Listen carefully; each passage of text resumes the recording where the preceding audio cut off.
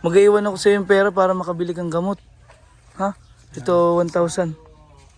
Para may panggastos kayo dito. Salamat po sir. Dito sa pira. Sa... Tsaka ano, ang balita ko may nag-message na sa amin. So kakausapin ko na lang yung para mahanap natin yung bunso nyong anak. May nag-message siya sa atin taga dun sa kabila, Marinduque. Nakita namin ang bahay na ito na halos sira-sira na. Walang pinto at kumot na lang ang ginawa nilang dingding.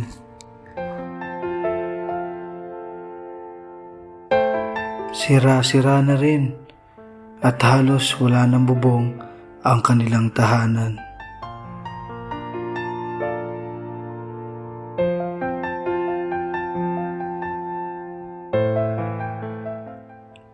Ito ang pamilya ni Kuya Jun. May 4 na anak. Iniwan daw sila ng kanyang asawa. Umalis po. Sumama po sa iba. Ano po tatay? Sumama po sa iba. Sumama na sa iba.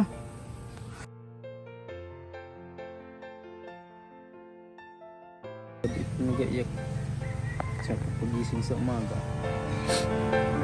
Nasabi sila napas ko naman po kulang-kulang ang pamilya. Una po nang nilagay ko sa muna pang samantala para kami may matuluyan.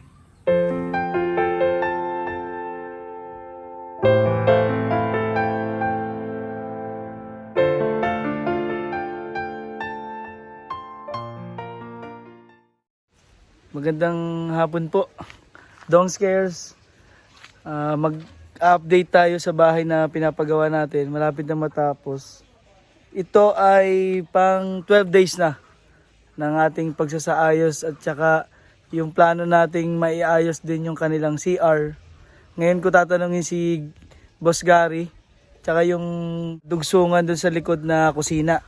So alamin po natin yun. Kung ilan pa yung mga kahoy na bibilihin, karagdagang yero, tsaka mga pako kasi wala daw pong mga pako na magagamit. So wala na.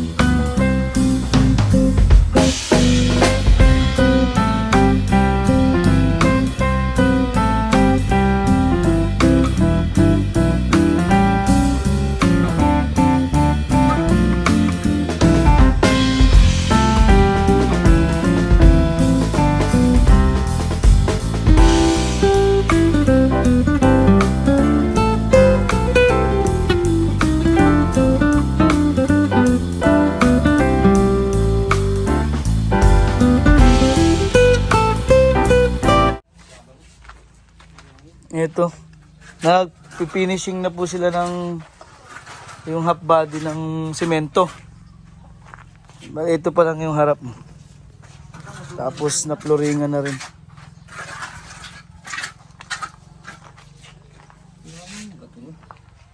Lumiyan siguro talaga pag linis hindi. Oo nga, no, may mga bato. Oh, sabit na yun.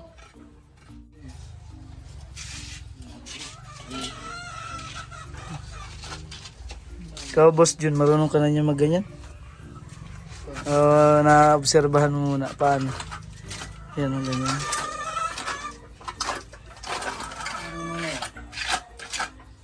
Kunding sundot pa. Natuto na. Yung sa update natin ngayon, papa-compute na natin kay Boss Garing lalagyan ng flooring ito. Siguro mga ilang feet para po dun sa kusina at yung sa CR. Nga pala, hindi pala pwede itong patungan ng bagong semento kasi bibigat. Baka lumubog na daw po yung sa deposit kasi naka-slant na siya. Hindi naman po pwedeng gumawa ng bagong CR kasi hindi na po kanilang lupa. Yung ibang mga space dito, ito lang po yung kanilang lupa na Binigay ni balain ni na Tatay Jun. Hintayin natin si Boss Gary matapos muna tong pinipinis dito sa kanilang terrace. Sipag talaga si Junior, oh. Boss Jun Junior. Baka dahil dyan sa nandyan yung mga bato, no? Naisa mo dyan? Napalahok yan nung nagwalis ka kanina? Baka nga, oh. Ang dami na ko. Pagtanan natin. Pwede yan pang dun sa labas. Ito na isa ko yan. Pagka. Nabos natin lang. Oo, Yung sa pang finish. sa pang finish. Ayun, dami eh. Yan, yun muna yun. Pag na-finish ito ni Boss Gary ay tanongin na natin anong plano dito sa CR. Kaya napapansin nyo po ito nakaslant. Medyo lumubog na po yung deposit sa ilalim. Nakatutok kasi ito sa deposit. Kaya, nako, ang sabi nila hindi na daw pwedeng dagdagan to ng simento. Bibigat. Baka lalo lumubog sa lupa. Boss Gary, paano natin yung gagawin itong CR? Anong plano? Sila natin ito. Halagyan natin ng haligi lang 2x3. Haligi 2x3. Bago tangkilin natin taas. Mahirap lagyan natin sa hollow blocks sa baga gumuho.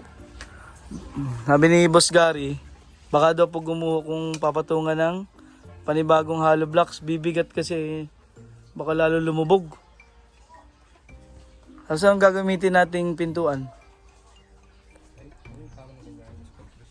Bago plain na hero nila. Plain na yero, ano? Para kahit mabasa, hindi masira kasi kung plywood yung gagamitin, bulok na agad to. Tsaka yung sa kusina naman, ito yung ilang ilang feet yung gagawin nating dyan. 5. 5 feet na flooring po. Magbabaon ng isang hollow blocks. Hukay po dito. Para po sa kanilang kusina sa likod.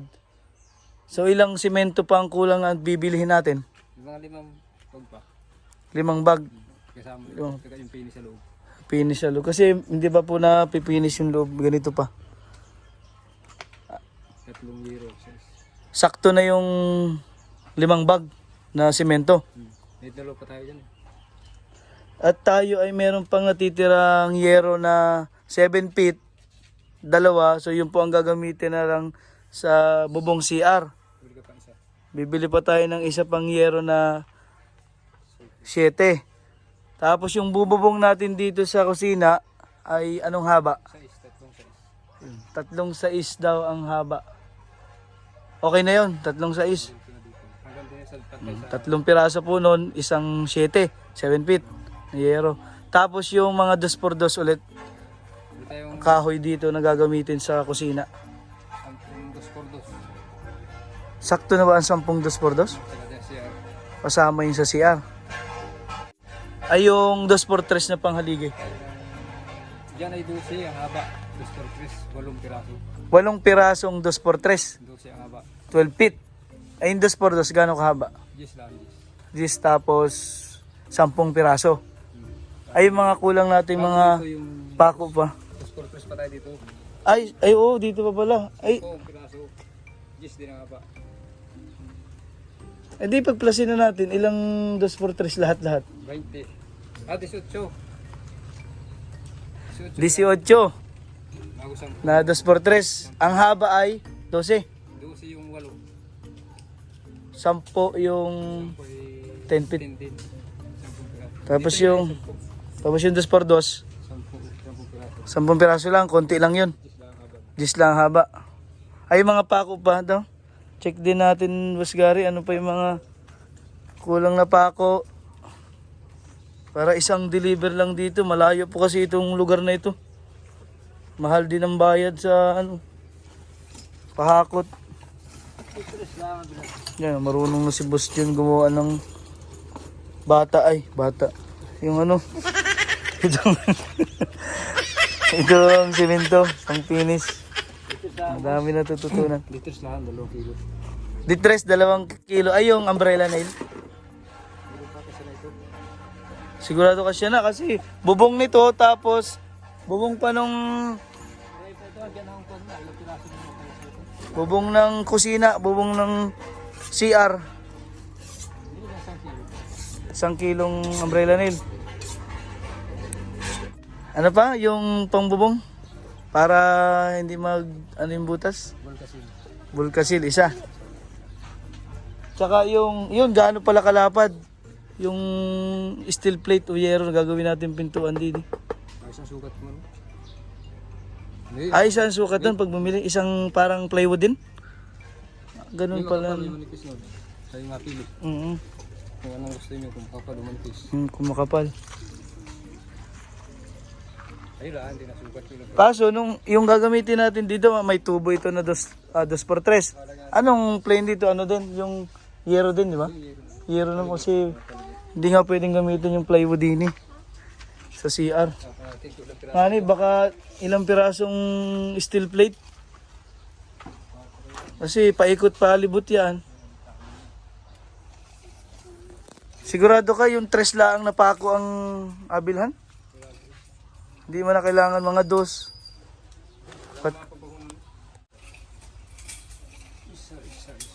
Ilang piraso? 3 piraso. Kasama yung pinto.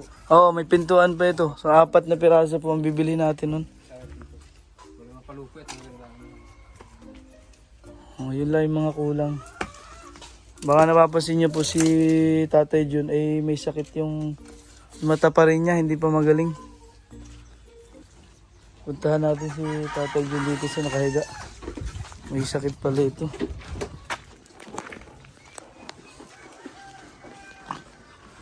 Tay, kumusta na ang pakiramdam? Seryo? Sakit parang po yung aking mata. Ayan, parang sore eyes pa baga, mahirap imulat. Kaya hindi po siya nakakatulong dito sa kanyang bahay. Oh. Para pong may puwing dito sa loob. Yung isa na lang, o 2 na ulit. Isa lang po, ito lang. Bakit may tapal yan?